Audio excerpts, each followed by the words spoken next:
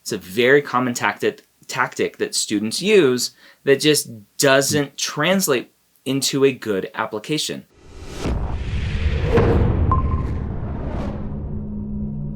Application Renovation Season 3, Episode 5. Thank you so much for coming on with me today.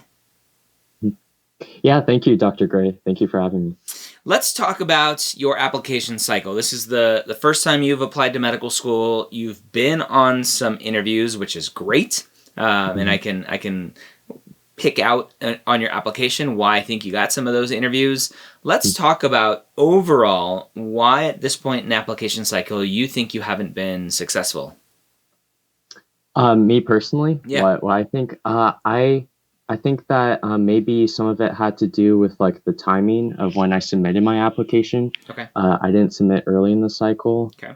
And the other big factor that I could think of is maybe like in terms of like life and work experiences, kind of just getting a better sense of like what my story is, what my journey is as a pre-med student. So maybe that played a big role in my waitlist status. Okay.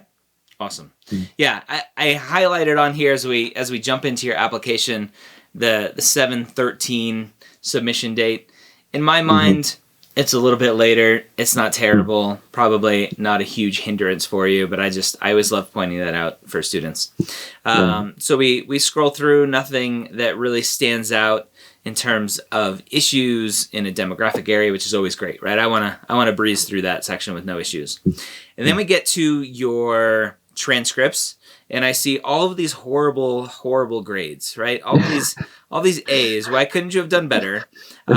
So you see here, right? 4.0, 3.95, 4.0, kind of same solid GPA all across the board. So stat-wise, GPA-wise, obviously not an issue for you. 510 MCAT, not an issue for you, right? A lot of people go, oh, do better. Average MCAT score for matriculation right now is a 511.5, I believe. I was just looking at the stat the other day. A 510 is not going to close doors for you, and that's the way I like to think about the MCAT score. So great job with stats. Not an issue. I always like to do these application renovation videos where it's not like you need a better MCAT score. So let's talk about what I like to talk about, and let's talk about stories. So we get to your first activity description here, your first activity that you have listed, and it's awards, recognitions, and honors, not in that order. I loved that you tried to highlight why this was special for you.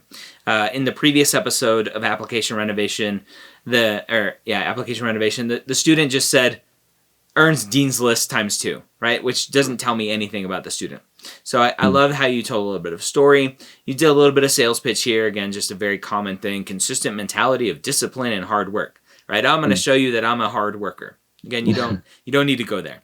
Right? I love to learn. I know that being a medical student, I'm going to have to learn a lot. I'm just going to let you know I love to learn. So I always find those funny.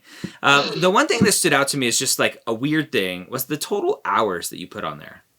Right? So awards, recognitions, honors, I don't know why I keep saying that backwards. For 4,500 hours, that should just be 0. It just doesn't make sense. Again, probably doesn't hurt you. It's just a weird thing that stands out to me. We get to the next one. Great. Physician shadowing. I love it. You're thinking about it. You talk about meeting the doctor. You get into the story. For me, shadowing just not impactful, so there's really not a ton you can do there. But good job with that. The one thing for me, and again, this is a little bit hard because of the pandemic, you projected out 150 hours, starting it in February 2020. I think a lot of people are going to go, yeah, but you probably only got 10, right? So they're going to look at that and go, yeah, 150, that's a stretch. Again, pandemic life, what are you going to do about it? But that's just something that stands out as a potential issue. And then we get into a lot of question marks about the thought process on how you decided to write your descriptions. So you have paragraph form, list. Mm-hmm. Paragraph form, list. List, right? Why did you write them in lists versus paragraphs? How did you make that decision? Right. Yeah, that's a really good question because that was something that I was thinking a lot about while I was writing my activity descriptions. Mostly I want to write paragraph forms for especially the more impactful activities and the activities that I guess I could um, explain more extensively, like I guess like how integral they have been for me. So then I use the list format for maybe things that were kind of more I don't want to say generic, but But yeah, that's what you're saying, yeah. And that's Mhm. exactly how it comes off. Is the ones that are paragraph form are important to me. The other ones I'm just throwing in to fill out the space, right? Mm, And so that's mm, how it comes off. And so I highly, highly, highly discourage lists on the activity section, aside mm, from maybe shadowing or here's a list of poster presentations or something like that. The way that mhm, you did the list again is just not impactful. It's here's some things that happened. They don't really mean much to me. Okay, mhm, and that's exactly how it comes off. So I'll put less stock into as a reviewer. I'll just think about that as well. That's not really important, so I'm not really going to count that as a great activity, mm. right? And when reviewers are looking at applications, whether they're reviewing with a rubric or something else, you may get less points for that or whatever that looks like at each school. Oh, if you don't mind me asking, what do you think about the three like special AMCAS activities that they have you select? You know, they give you space The to most meaningful, write. Oh, sorry, what? the most meaningful activities. Right, Yeah. right. And they give you space to write in like two Yep. different areas for those No activities. lists. No list. No list. Yeah. Hmm. Okay. I'll point that out, and when we get to one, that's a most meaningful one. But still no lists. Mm-hmm. Your goal in this whole application is who are you? And when you just list things off, you're not showing who you are. You're just saying, I've done this, I've done this, I've done this, I've done this, I've done this, right? Check, check, check, check, bullet point, bullet point, bullet point. And there's no impact, there's no connection, there's nothing other than I don't want to waste your time. I don't want to waste my time trying to write something. I'm just going to take the easy way out and make a list. Okay. Mm-hmm. And then a little bit of a sales pitch here, right? How to succinctly and effectively communicate the importance of my research, often in layman's terms, right? So you're saying, hey, like I know how to communicate effectively, and to be a good doctor, you need to communicate effectively. Therefore, you should accept me. I have gained a lot of experience socializing and networking with scientists from all levels of status. Right, it's kind of an oxymoron, right? Scientists socializing is kind of funny, right? Nerd introvert scientist. So it's like, are you one of those nerd introvert scientists, and you're trying to be like, no, I know how to communicate, I know how to interact. Please, I'm not one of those kinds. And I think there are some other parts in your application where you did that in different places, and so it made me scratch my head a little bit when I was reading it. So again, no list here. Oh, it must be more impactful for you. The story here. So I think the paragraph, the time that you took to actually write this paragraph, again, it's not the lazy way out. You did a good job, right? I was still nervous to be presenting at a conference with over 27,000 attendees. Never officially presented research before, right? Now I'm able to see who you are. You're telling me a little bit of a story. I'm connecting with you, and I can go, oh yeah, I would definitely be nervous too. And so that's the connection that I hope that students make and have the ability to make with each of these activity descriptions. So again, we get to honors, awards, recognitions, back to the list again. So nothing to connect there again. History Student Association. So to me, this is just not impactful at all, right? It's just you're a basic club member, and it's just this is a kind of a fluff kind of entry of I need to have stuff to fill out my application. I typically don't like seeing just basic club member activities in a activity list because there's no impact that you're able to tell, right? You talked about what the club was, you talked about attending meetings, you have an appreciation for history, which I think if you would have focused more on the subject of history and what you like about it or your favorite period of history, that would have done much more to make this an impactful experience than just saying, I attended weekly meetings. Right. Again, right. I would be able to connect with you and go, oh, I love that period of history too. So again, a missed opportunity there. Cope Health Scholar. Love Cope Health. Great clinical experience. Again, experience description you had mentioned, right? When you have the opportunity to have a most meaningful, what do you do up here? You write paragraph form, you focus on impact, you try to tell a story. It's possible with 700 characters. Again, this is just check, job description, resume. Right. And then we get to most meaningful. Why did you feel the need to include the beginning part here?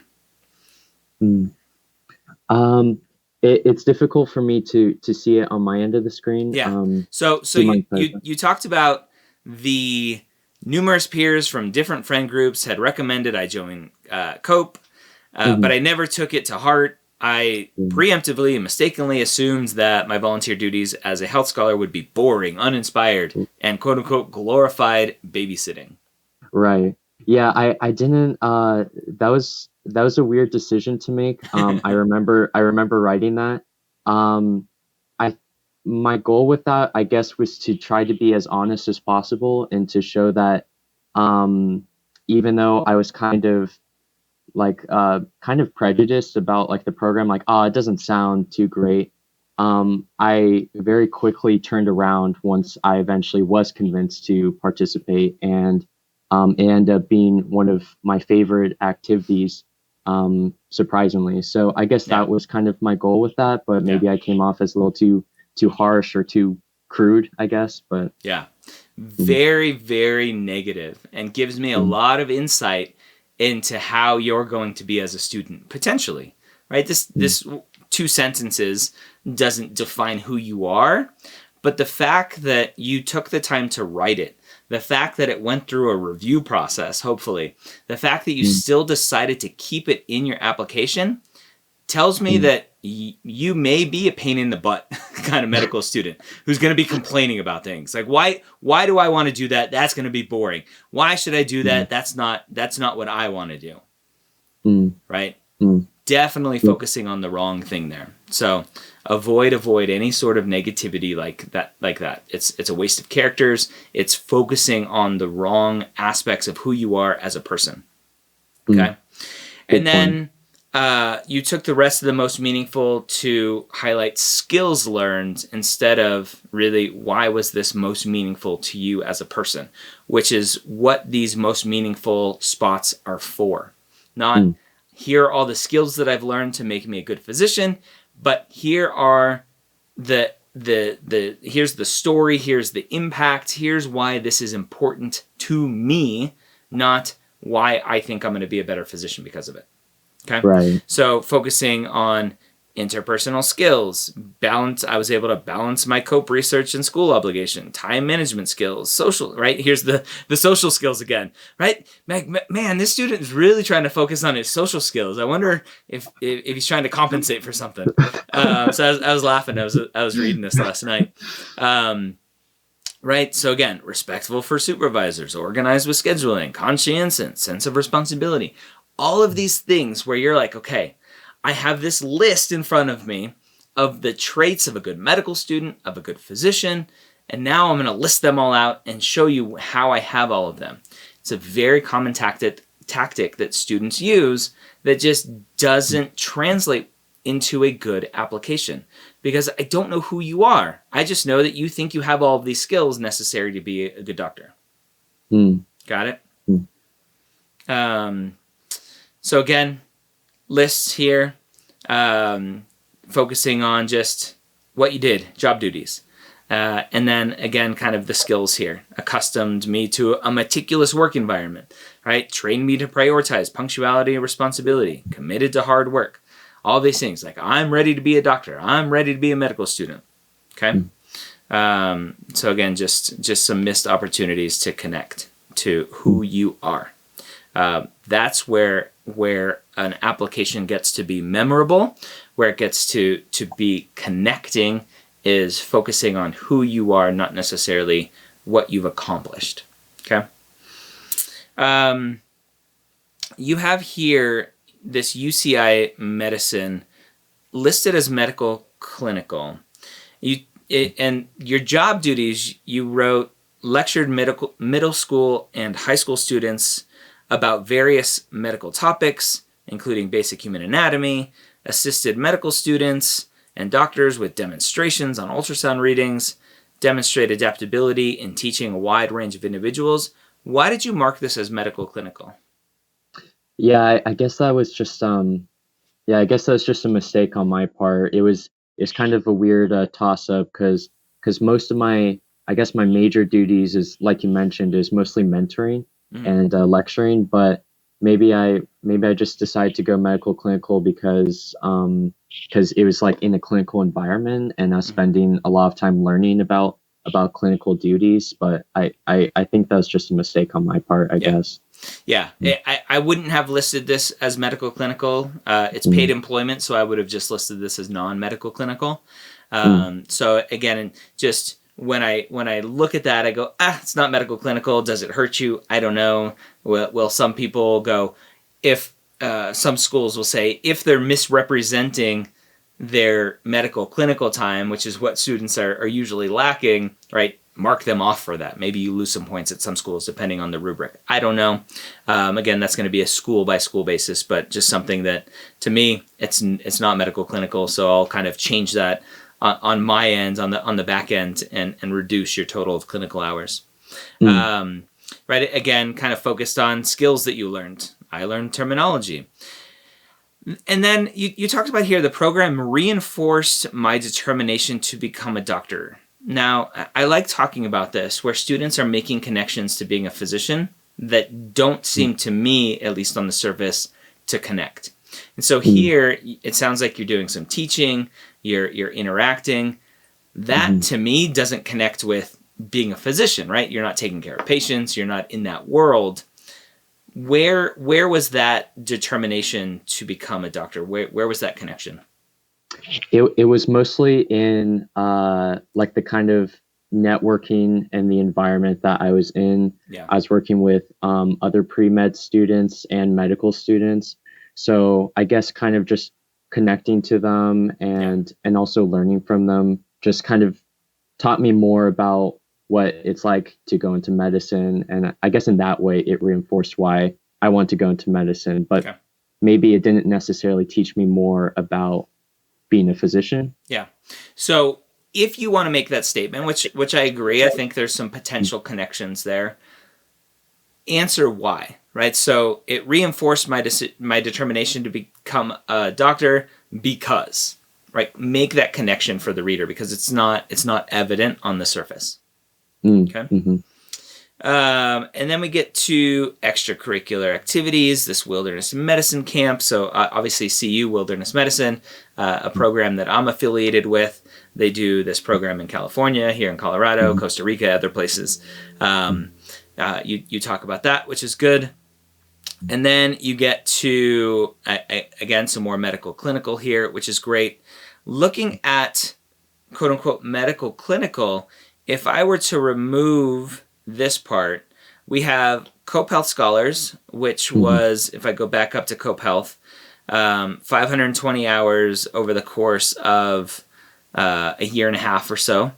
And that ended December 2020. Did that continue through the pandemic, or was that cut off with the pandemic? Most of the clinical like volunteering itself was cut off, but on the leadership team, I was still like continuing hours of like remote work. Okay. But yeah. Okay. So you would have potentially known that the clinical stuff was going to be cut off, and just it makes me question, are those 520 hours truly clinical, or was there a lot of padding of the leadership stuff only on the tail end of 2020? So just a question that comes. So you have those 500 or so hours, and then you got some 85 hours here doing hospice, which is great clinical experience, right? The question here I highlighted: if hospice were assigned a theme, it would be grief. Why did you make that statement? I guess the direction I was trying to go with is that like hospice uh hospice is obviously like very strongly associated with like death and kind of like the final stages of life, but that it is not always necessarily a bad thing, and that like um and that there was both I guess grief and even like some beauty in like spending time with the family, um and like getting to be with their like dying relative like in a comfortable space, if that makes sense. Yeah. It's interesting where you took it. I think it's a very common trend for students, and it was a joke, I think, in season 2 of Application Renovation, where students like seem to force this narrative like, I know medicine isn't always good, and I'm okay with that, which is where I assumed potentially you were going with this statement as well, of like, medicine isn't always good, right? There's grief and suffering, and I'm good with it. So just a very common thing that students try to do. Again, I wrote story here. It would have been awesome to see a story, right? Tell me a story of one of these patients that you really connected with, where they really left a mark on you, or you left a mark on them. Hopefully not a literal mark. And then we move on to American Heart Association. Again, just listing stuff. Neuroscience Journal Club, just listing stuff. So again, just lack of opportunity to really connect. Just one small thing that stood out to me as what I would consider a typo is I shot up from 130 to 160 pounds, right? It needs an S there.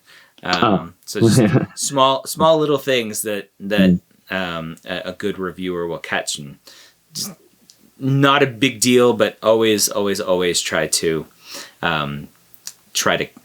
focus on those things. Tennis here. You have a good extracurricular activity. Tennis has been one of the most important recreational passions. I would have potentially listed this as a hobby instead of an extracurricular activity. Not a huge deal, but I would have changed that category. You take, again, the opportunity to just talk about tennis and what you love about it. Who's your favorite tennis player, right? Who do you look up to, and who do you try to emulate? Is it the Joker? Is it Rafael? Is it Serena? Like, who is it? And you go to, I'm going to now sell you on why being a tennis player is going to help me as a physician, which I think is just not the way to go about these. So you talked about, I learned to socialize, right? There's that. I swear I know how to communicate. The cope with defeat, maintain my ego, always dedicate maximum effort toward my goal, right? So again, just that sales pitch that comes across. All right. Questions about the activity section? None that I can think of. You gave a lot of great feedback. You raised a lot of great questions as well. Good. Okay. So, right, it's status quo for a lot of what I talk about. I hope it doesn't get repetitive for everyone watching, of like stories and connection, and stop trying to sell.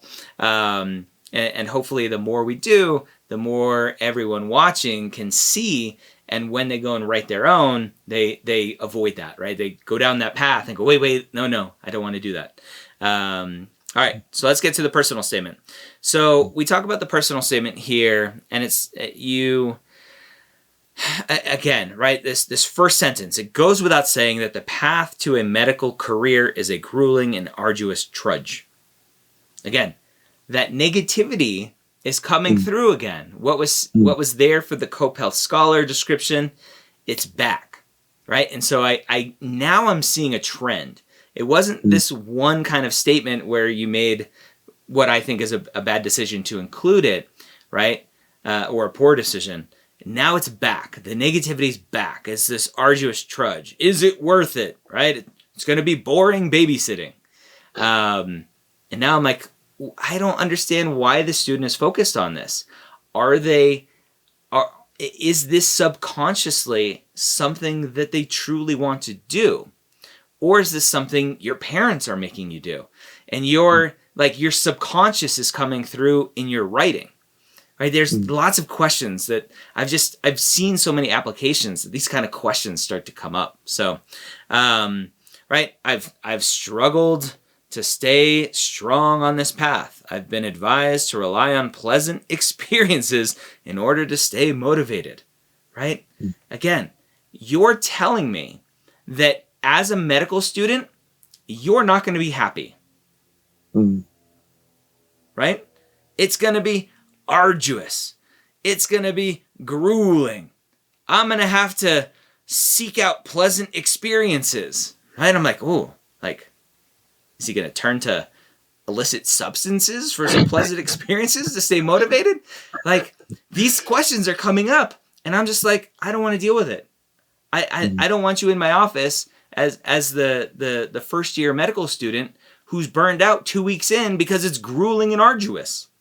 If you thought the pre-health path or the pre-med path was arduous, welcome to medical school, right? So right off the bat, I would be done with your application. I would move on. Okay. So this is where language is very important. The words that you choose, draft after draft, to stick with, it's very important.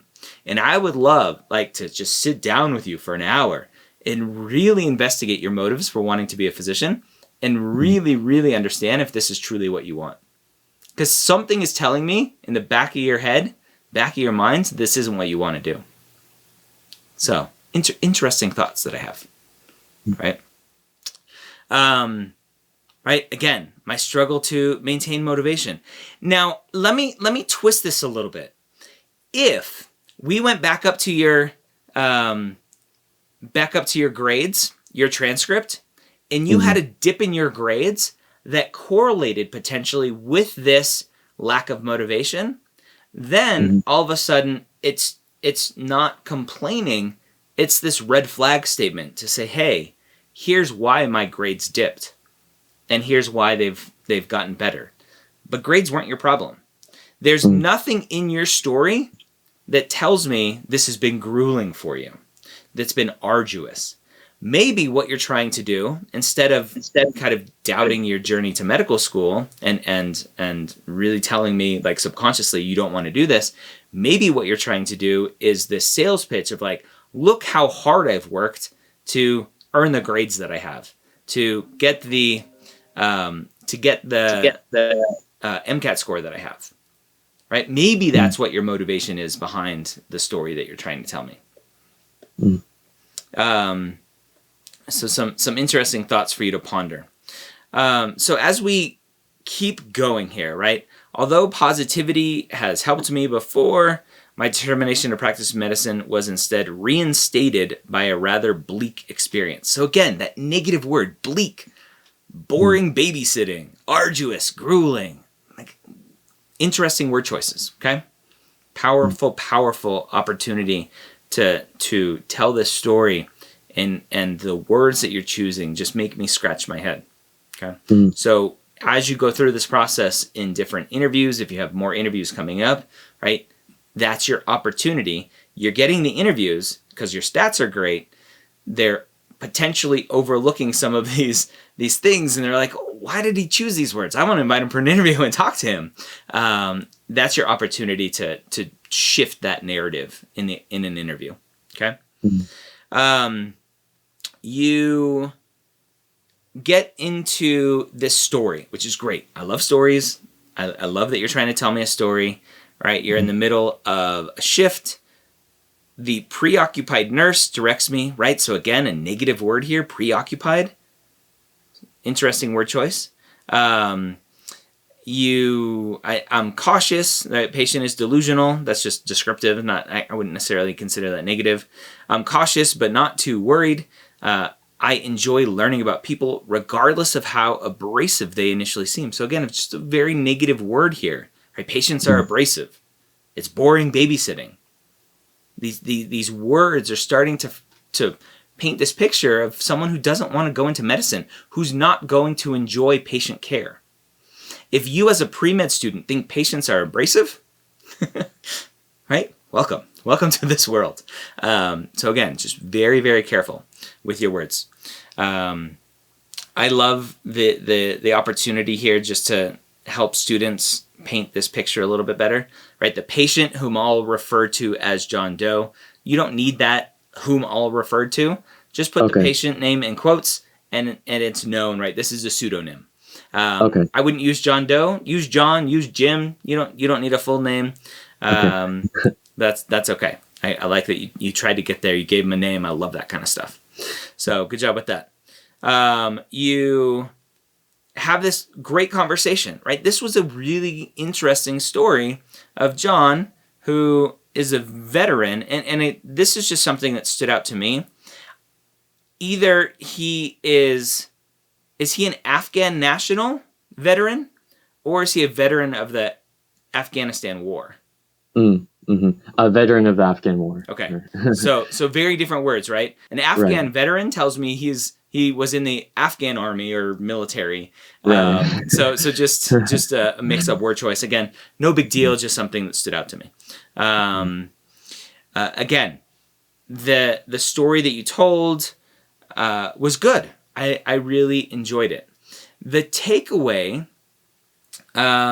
is I'm unsatisfied that I couldn't do more, right? It's a very common takeaway. Since writing my personal statement book, a lot of students use that sort of language. I think it's being overused now because students are reading the book. So just a word of caution to try to put that in your own words. What does that look like? What does doing more look like to you? And then I typically like to have students avoid the thank yous and gratitude, right? Patients are abrasive, but I enjoy when they say thank you. Just questions the motivation again. You have here the career in psychiatry. And so now I'm getting this other potential picture of you have this interest in psychiatry. You are with John, who's suffering from depression and PTSD.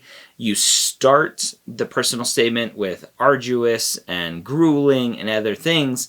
And now I'm potentially seeing a picture of you maybe suffering from your own mental illness potentially. And this is an important path for you.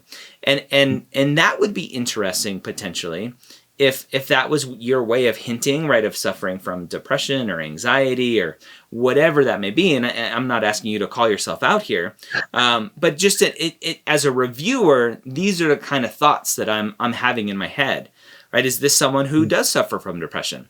Not a bad thing. It's not a good thing. It's just a thought, right?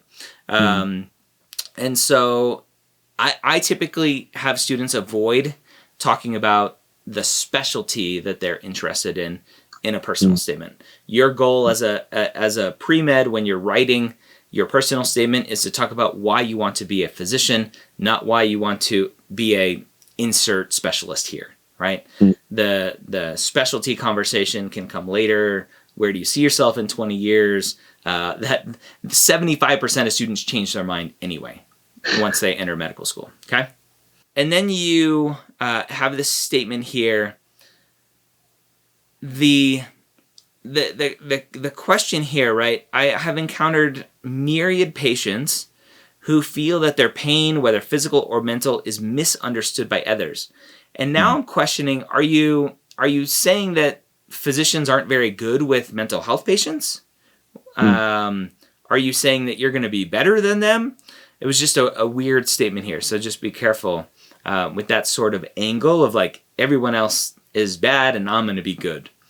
All right, I want to do whatever I can as a doctor, one who uses logic to identify issues and helps others through both scientific and humanistic means. Interesting statement. I think it's a good statement. I think this should be more in the conclusion down below where I like to focus on what do you hope to accomplish. Okay. I would rather you see telling the story about John Doe and focusing in on more about why it reinforced this decision to be a physician, and not what do you hope you accomplish as a physician. What do you hope you do as a physician? More, why do you want to be one? Okay. And I think it kind of goes to potential lack of clinical experience. You have this John Doe, and then you jump into research. You're talking about psychology. I wouldn't talk about psychology, right? If you're talking about research in psychology, go get your PhD in psychology. You don't need to go to medical school to continue this research in psychology. So potentially bringing up the conversation about psychology was interesting. So again, we have this connection, right? I'm reading through this. I go, these are interesting choice of words. And then you talk about John Doe, who is struggling with his own mental health stuff. You talk about a career in psychiatry. And remember what I said? I'm like, where is this something you're struggling with yourself? And this is your way of bringing it up, right? And then here it is. I wore down on my own psyche, right? You were struggling yourself. And so there are some connections there where that negativity comes from. The choice of your words being negative. But it's not reflected anywhere else. And so I still question, why did you feel the point of writing about this? Yeah, I guess to answer a lot of your questions on that, I think that when I was writing a lot of these activity descriptions and then this personal statement, I was just trying to be as honest as I could have been, with my struggles and my self-doubt and everything like that. And so I didn't intend to come off as that negative. Yeah. I guess what I was trying to really convey was the fact that even experiences and time periods that may initially be very difficult to get through and may initially come off as, patients who come off as abrasive, or programs that come off as, not worth trying or whatever. Yeah.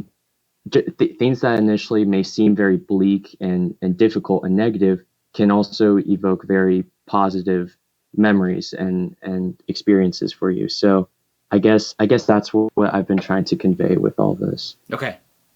You don't need to do that. And it obviously, in my mind, it didn't work. I don't see a need for it. I don't see that it helps you in any way. It just is weird to me to focus on so much negativity there. Again, just a lot of the negativity there, the struggles that you had. Again, I think if there were something in your transcripts that pointed to something going on, potentially a good opportunity to write about it there. But to bring it here, it just doesn't make sense because it's not connecting with anything. And then you're, again, continuing kind of the negative words here. My stamina was low. My motivation was reinvigorated by meeting John Doe, which is what you had mentioned earlier by saying, right, where was it?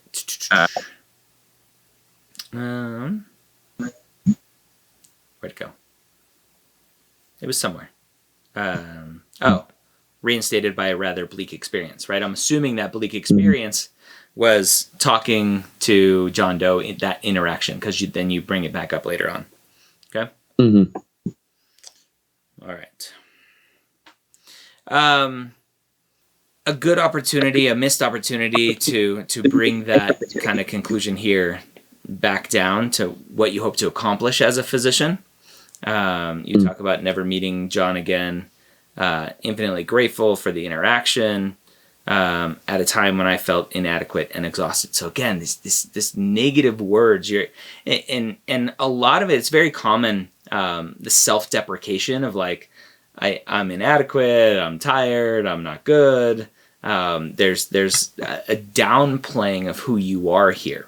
And again, it kind of goes to this interesting love of psychology, the study of psychology, and trying to kind of dig deep into that psyche that you talk about. So I think moving forward in another application cycle, as you move forward, hopefully you get in this cycle, but further interviews, further application cycles, focus on the positive and leave that kind of negative psychology out of it, that downplaying of who you are. Yeah, great stuff. Thank you so much for the feedback, Dr. Gray. And then the biggest thing that I see as an issue with your application is almost every school that you applied to was a public school. Where are you a resident? What state? California. Okay, so we'll ignore the California schools. We have EVMS, Marshall, Medical College of Georgia, OHSU, Vermont, Arizona, Colorado, Florida, Maryland, Massachusetts, North Carolina, Utah, Washington, and West Virginia. Why so many public out-of-state schools? I guess that was just another mistake on my part. I was more looking into I was spending a lot more time into looking into the missions of the schools and I guess the different programs that they offered, and trying to balance that with the stats of their matriculants. Yeah. So I guess I should have put more of an emphasis on considering private versus public. But that's just a mistake on my part. I was mostly looking at what the schools themselves, I guess, offered. Yeah. So I looked up West Virginia just as one school in the MSAR. For their in-state applicants, they have a 33% acceptance rate. All right, those who apply have a 33% chance of getting in. Out of state, 0.8% chance, right? So you're saying there's a chance, right? So just in my mind, a lot of potentially wasted effort and money on schools that even if stat-wise you fit with, and this is why I don't like looking at stats, just from a public and private standpoint, they just don't care about out-of-state applicants. They gladly took your money. They like that. But it's just, in my mind, a wasted opportunity unless there are specific reasons, right? Maybe you have family in West Virginia, you go there every summer and whatever, right? Maybe that's something you love. So unless there are good, strong ties like that, think twice, for everyone watching, think twice about adding these schools to your list. Very good point. Yeah. Any final questions? Let me think. Nothing that I can think of. Nothing off the top of my head. All of my questions I've asked you throughout, while you've went through the application. But awesome. Yeah. Well, thank you. Thank you for coming on. Thank you for being vulnerable. I know I tend to be critical during these. I think hopefully that's my goal, is to point out a lot of the flaws. There were some good things in here as well. Obviously, you are a strong stat-wise student. You're getting interviews. We just need to flip that narrative a little bit more to get you to be successful in the future. So thank you for coming on and being vulnerable and helping all the students learn from you.